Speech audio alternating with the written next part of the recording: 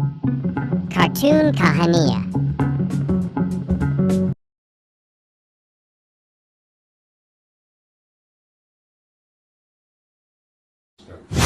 उषा का सगा बेटा सुनील और बहू कीर्ति उन्हें उनके सौतेले बेटे के साथ छोड़कर जा रहे होते हैं।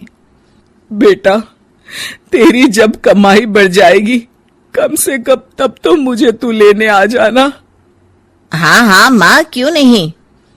चलो भी, अब कितना लेट कर दिया है, टैक्सी इंतजार कर रही है बाहर। हाँ हाँ चलो। सुनील और कीर्ति चले जाते हैं और उषा उन्हें जाता हुआ देख उदास हो जाती है। तभी वहां निशा आ जाती है। अपनी सास को उदास देख निशा उनके पास जाती है। क्या हुआ मम्मी जी, आप तो बहुत सगा बेटा करती थी। आपके सगे बेटे ने तो आपको छोड़ दिया और चले गए अपनी अलग गृहस्थी बसाने। देख बहू, मेरे बेटे को कुछ भी कहने की जरूरत नहीं है। मुझे यकीन है कि जब उसकी तनख्वाह बढ़ जाएगी तो वो मुझे लेने जरूर आ जाएगा। हाँ, ये भी देख लेंगे कि वो लोग आपको वापस लेने आते हैं या नहीं। तब तक तो आप भी यहीं हो और मैं भी। उषा अपने बेटे के ना होने से बहुत ही उदास रहने लगती है। उन्होंने खाना खाना भी छोड़ दिया। सुनिए जी, मम्मी जी ने आज भी कुछ नहीं खाया। जब भी खाने के बारे में पूछती हूँ तो कह देती हैं भूख नहीं है और अपने कमरे में ही बैठी रहती हैं। ये सुनकर ऋषभ अपनी माँ के पास खाना लेकर जाता है। माँ, सुनील बेटा आ गया तू? ओह, तू है। माँ, मैं खाना लाया हूँ, खा लीजिए प्लीज। आप ऐसे भूखी रहेंगी तो बीमार पड़ जाएंगी। मुझे भूख नहीं है, ले जा तू खाना। ठीक है, फिर जब तक आप नहीं खाएंगी मैं भी नहीं जाने वाला यहाँ से। अरे तू क्यों जिद करता है? कहा ना मुझे भूख नहीं है। अरे मम्मी जी, अब खा भी लीजिए ना।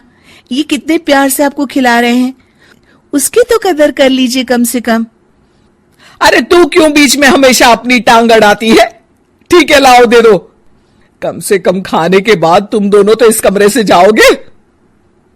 उषा खाना खा लेती है और ऋषभ और निशा ये देखकर खुश हो जाते हैं। चलो, कम से कम माँ ने खाना तो खा लिया। उषा एक दिन सुनील को फोन मिलाती है। हेलो बेटा सुनील, तू घर मिलने आ जाना बहू को लेकर। कितने दिन हो गए, बहुत मन कर रहा है मेरा। हाँ हाँ ठीक है माँ, ऑफिस में बहुत काम है, टाइम मिला तो आ जाऊंगा। सुनील फोन काट देता है। हेलो सुनील बेटा। सुनील की बात सुनकर उषा उदास हो जाती है। तभी वहां ऋषभ आ जाता है। माँ, ये देखो, मैं जलेबी लाया हूं तुम्हारे लिए, तुम्हें बहुत पसंद है ना? उषा जलेबी देखकर बहुत खुश हो जाती है। अरे वाह, जलेबी ला दे। उषा जलेबियां खा रही होती है और ऋषभ अपने कमरे में चला जाता है। देखा मम्मी जी, आपका ये कितना ख्याल रखते हैं और प्यार सगे और सौतेले से नहीं आका जा सकता। आपको उदास देखकर ये आपके लिए तुरंत जलेबी ले आए। यही तो प्यार होता है। ये कहकर निशा वहां से चली जाती है और उषा सोचने लगती है, शायद तू ठीक कह रही है बहू। उषा देखती है कि ऋषभ उसका बहुत ख्याल रखता है और उसे उसकी गलती का एहसास होने लगता है। एक दिन सुनील और कीर्ति घर पर आते हैं। उषा उन्हें देखकर खुश हो जाती है। और माँ कैसी हो? अरे बहुत अच्छी हूँ। ऋषभ और बहू मेरा बहुत ख्याल रखते हैं। वैसे मुझे नहीं लगा था कि तू आएगा बहू के साथ। क्यों, ऐसा क्यों लगा आपको माँ? बेटा, फोन पर तूने कहा था कि तुझे बहुत काम है। हाँ माँ, पर मुझे ये भी तो पता था ना कि मेरी माँ इंतजार कर रही होगी मेरा। ना बेटा ना, मैं तो इंतजार नहीं कर रही थी, मैंने तो उम्मीद ही छोड़ दी थी। सुनील को ये देखकर अजीब लग रहा होता है कि उसकी माँ ऋषभ से अब बहुत अच्छे से बात कर रही होती है और उसके आने की उनको कोई खास खुशी भी नहीं होती है। अपनी माँ का ध्यान न पाकर उसे थोड़ी सी जलन महसूस होती है। माँ, ये देखो मैं क्या लाया हूँ, साड़ी तुम्हारे लिए। हाँ बेटा, अच्छी है साड़ी तो। अच्छी है तो फिर आप आज इसे पहनो और फिर कहीं घूमने चले जाते हैं। बेटा, ऋषभ ने भी मुझे साड़ी दी थी, आज तो मैं वही पहनूंगी।